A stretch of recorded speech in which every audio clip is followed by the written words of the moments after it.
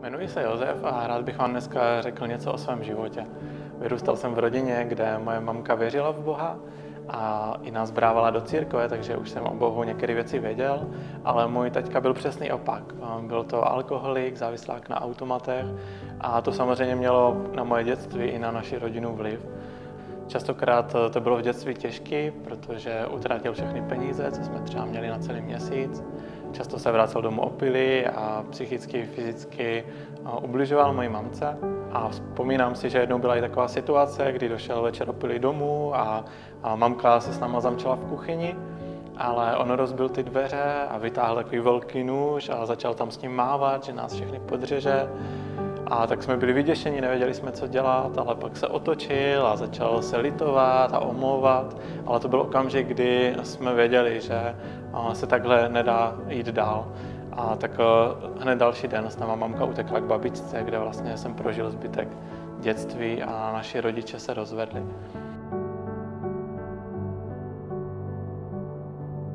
Vzpomínám si, že v té době mi chyběl otec, ale tím, že moje mamka byla věřící a brávala nás do církve, tak jsem tak nějak přijal Boha jako svého otce a učil jsem se ho poznávat, i když jsem mnoha věcem nerozuměl.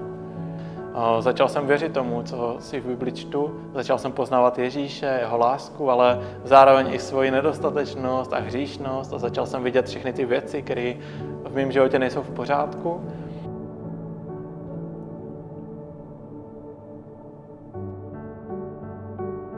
A vzpomínám si, že jednou večer jsem se modlil a prosil jsem Ježíše, aby mi odpustil moje hříchy, aby mi odpustil všechny ty špatné věci, které jsem v životě udělal.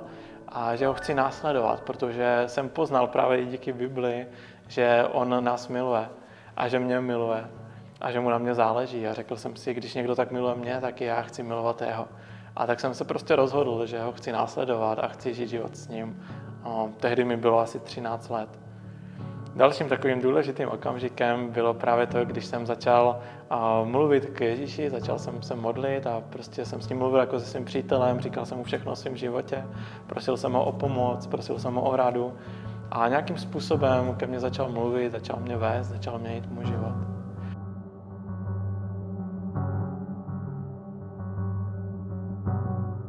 Ježíš změnil celý můj život.